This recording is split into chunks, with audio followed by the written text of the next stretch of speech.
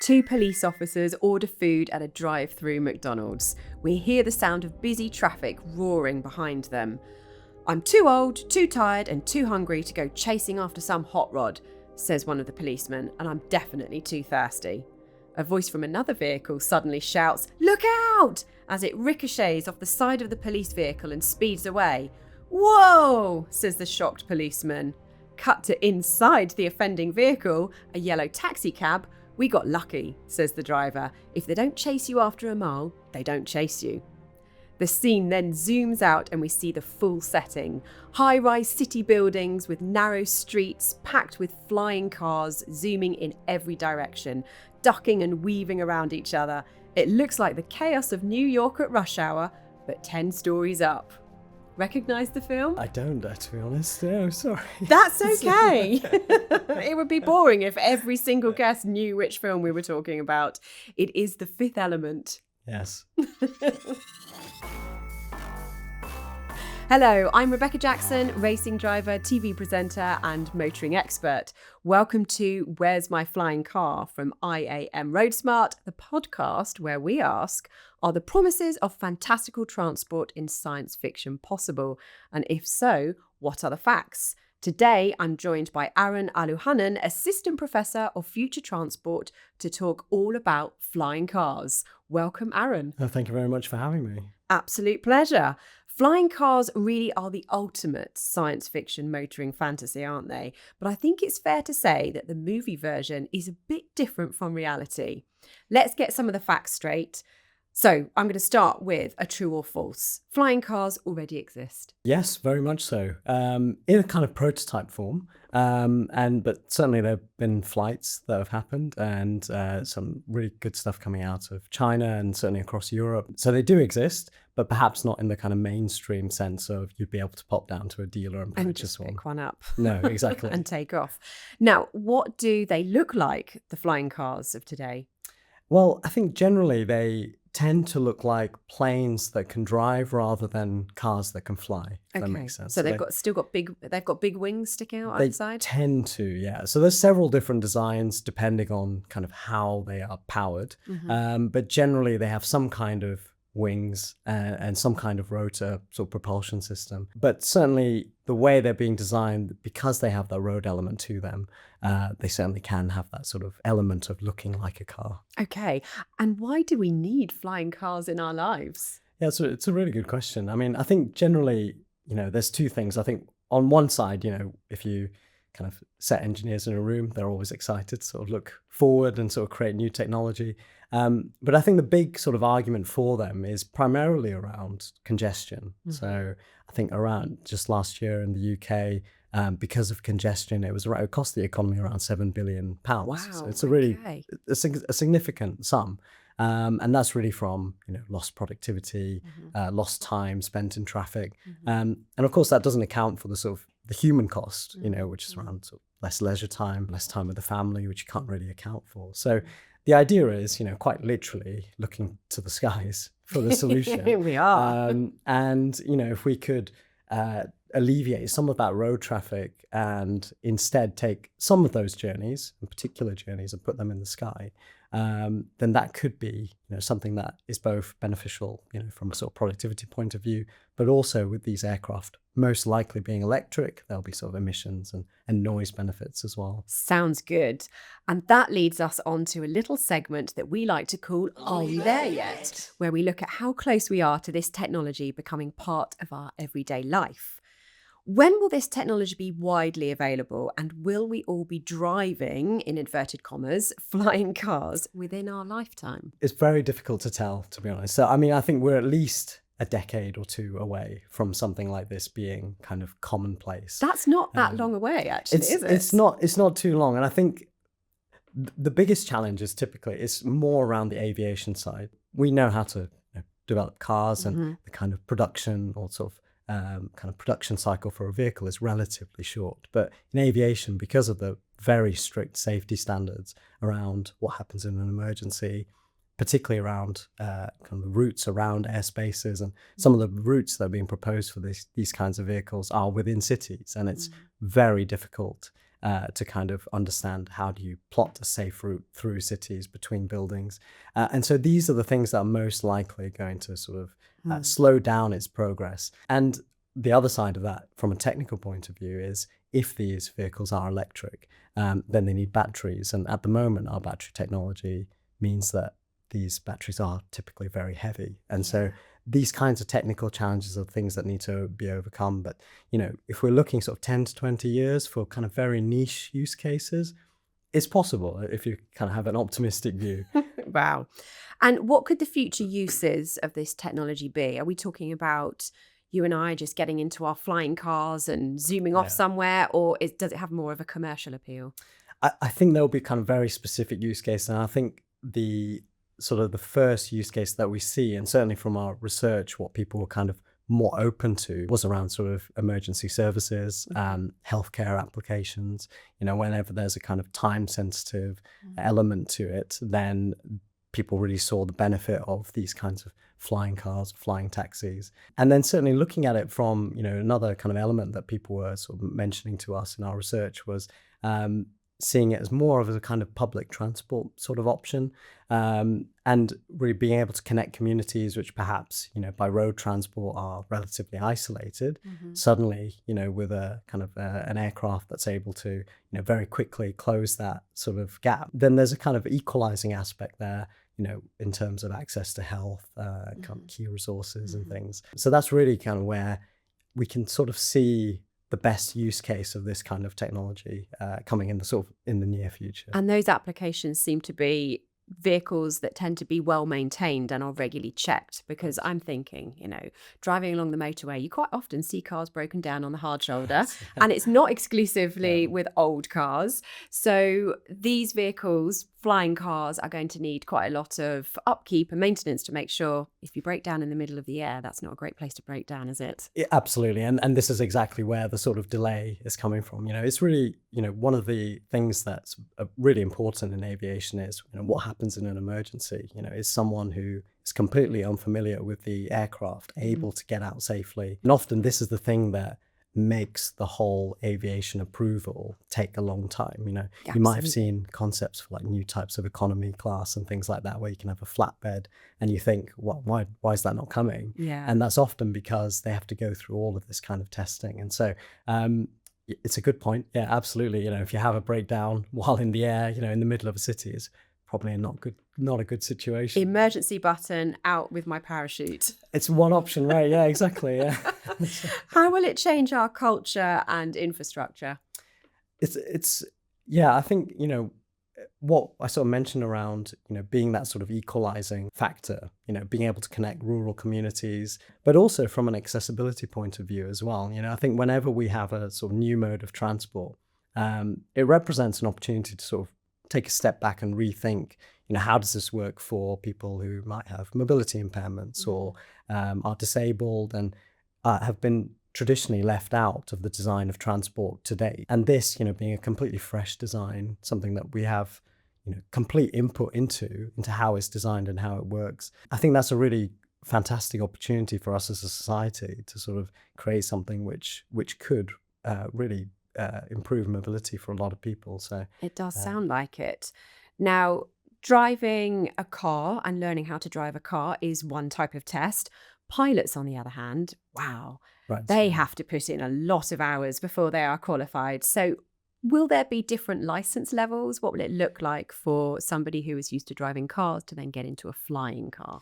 It's a really good question, and one that I think we haven't really got to the stage of seriously thinking about. But if I have to sort of guess, I would say it's very unlikely that someone who doesn't have full aviation training could fly one of these things.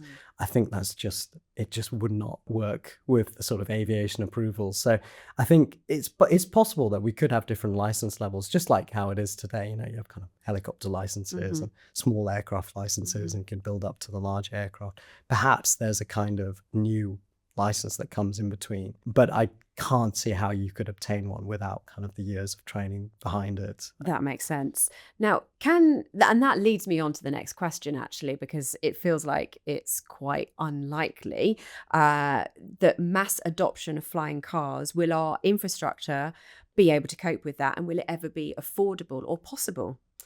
Yeah, I think as with all new technology, I think there's always this sort of economies of scale effect, right? And certainly when it's first introduced, there will be that sort of initial expense. But again, it depends how we see it. If we really take it seriously as an opportunity to see it as a new form of transport, which could improve accessibility and have all these other benefits for society aside from just being a cool new way of traveling, then there's a real opportunity for governments to be involved. And I think that's the only way that we could deploy it at scale, in an affordable scale, is to have some kind of governmental support and to really have it as part of the public transport infrastructure. And the only way we do that is by really establishing what is the value to society and making sure that we're including those people who have been underrepresented in these early stages, so that it's obvious, we should invest in this, we should make it affordable and subsidize it because it has these equalizing effects. And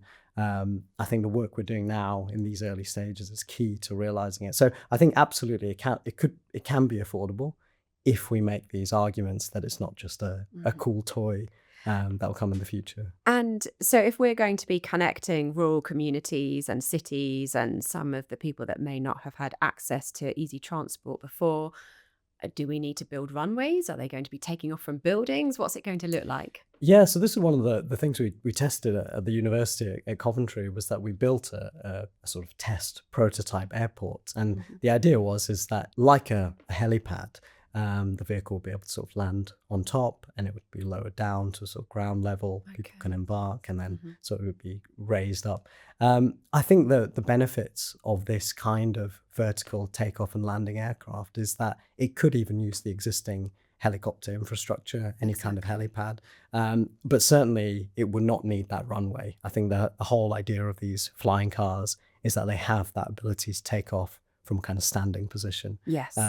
So yeah, I think there are different opportunities for infrastructure there, like the airport, but certainly not needing the runway, I think, is the big thing that makes it stand out from a traditional plane, for example. Absolutely. And what would this look like in terms of airspace rules and traffic control? I think that's a really big question. And I think it'll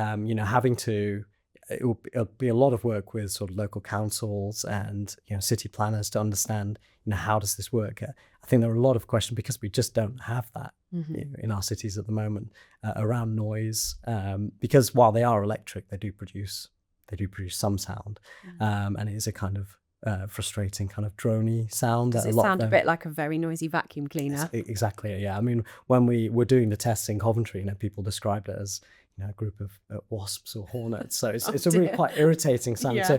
So these kind of questions. But what people told us is if it's for a purpose that say it's transporting medical supplies, then they're kind of more open to that. So I think there are a lot of layers here in terms of the regulation, noise being one of them, but flight paths are very kind of regulated and highly planned.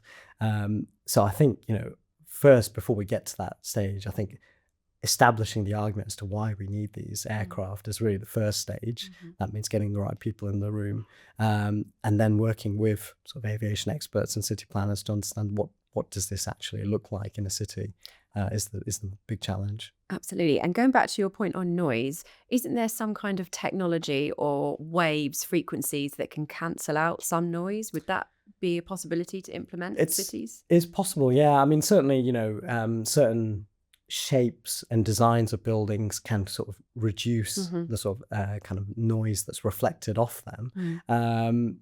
But I think the kind of overall limitation is that ultimately, if you have a propeller or you have some kind of propulsion device, you have something which is rotating very quickly and it's going to produce some kind of sound. And I think certainly, if we're being optimistic, as this kind of technology develops, I'm sure that will be something that, is improved and is optimized. But I think in the end, there are certain kind of limitations of physics you just can't get around. Yes, you can't defy the laws of physics. That's right. So they say. That's right. Yeah. We'll find a way. What new safety considerations will be needed, do you think?